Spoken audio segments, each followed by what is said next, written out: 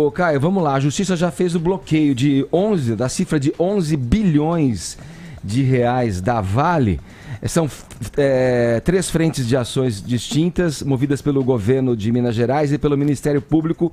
Isso já para garantir a reparação às famílias das vítimas e também do meio ambiente. Sim, eu acho que a grande questão, no caso Brumadinho, é a gente falar de responsabilidade. Lógico que eu tenho que abrir o comentário aí com uma nota de solidariedade às centenas de vítimas dessa tragédia. Só que aqui vale também a gente pegar a argumentação do professor Villa, hoje mais cedo no Jornal da Manhã, quando ele questiona essa expressão tragédia, porque ela de fato traz ideia de um motivo de força maior, né, como a gente chama no direito. De acidente, né? Exatamente. Para o direito, a força maior, ele vem imbuído da noção daquilo que é inevitável, que certamente não foi o caso, né? Então seriam as tragédias em decorrência da atuação da natureza, os grandes terremotos, os furacões, etc. O caso Brumadinho, é preciso que fique bem claro para o ouvinte, é um crime de proporções gigantescas. Então, nesse âmbito da responsabilidade penal, é disso que a gente está falando. Tem uma questão interessante sobre responsabilidade civil, né?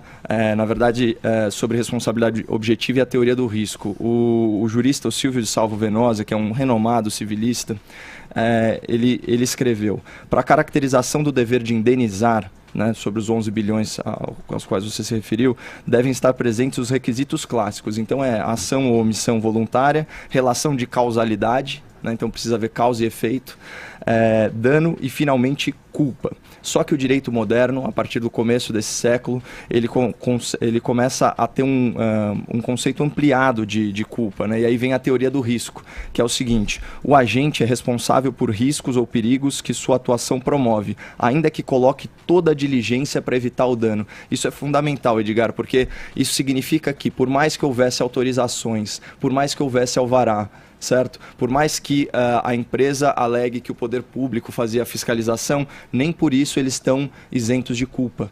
Portanto, eles devem responder. Esse que é o conceito de responsabilidade objetiva, né? Continua o professor Silvio Venosa explicando. O sujeito obtém vantagens ou benefícios e, em razão dessa atividade, deve indenizar os danos que ocasiona. A justificativa para isso é bem óbvia. Você não pode inviabilizar uma indenização para a parte mais vulnerável. Então, nesse sentido, é disso que a gente está falando, e foi com base na responsabilidade objetiva que o juiz plantonista deu a primeira liminar. Foi esse conceito que fundamentou a decisão do Dr. Renan Carreira Machado.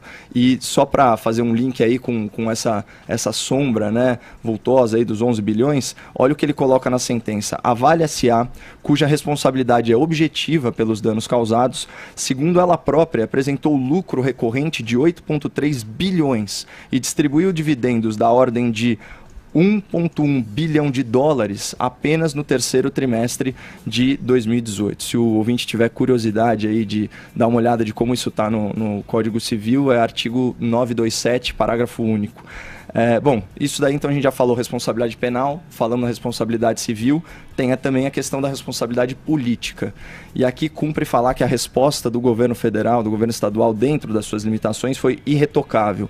Já em 24 horas, o governo manda 3 ministros de Estado, né? Então, Meio Ambiente, Minas e Energia e Desenvolvimento Regional, para o local. Também foi o secretário nacional da Defesa Civil, ele fazia parte dessa comitiva.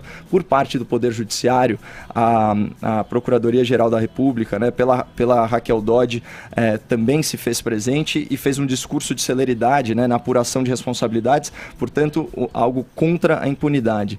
No aspecto internacional, a gente tem que falar da mobilização da delegação israelense, mais de 130, né, profissionais, médicos, engenheiros, bombeiros, técnicos, toneladas e toneladas de equipamento para ajudar nas buscas. Israel, inclusive, colocou nas redes sociais: nós ajudamos nossos amigos. E outro ponto muito positivo é a integração com o governo estadual. Aqui os parabéns para o governador Romeu Zema, estreante na política do Partido Novo, que deu pronta resposta. Para efeitos de comparação com o desastre de Mariana, a comparação é inevitável. A presidente Dilma levou 3 dias para se manifestar publicamente sobre aquele desastre e 1 semana para visitar o local da tragédia.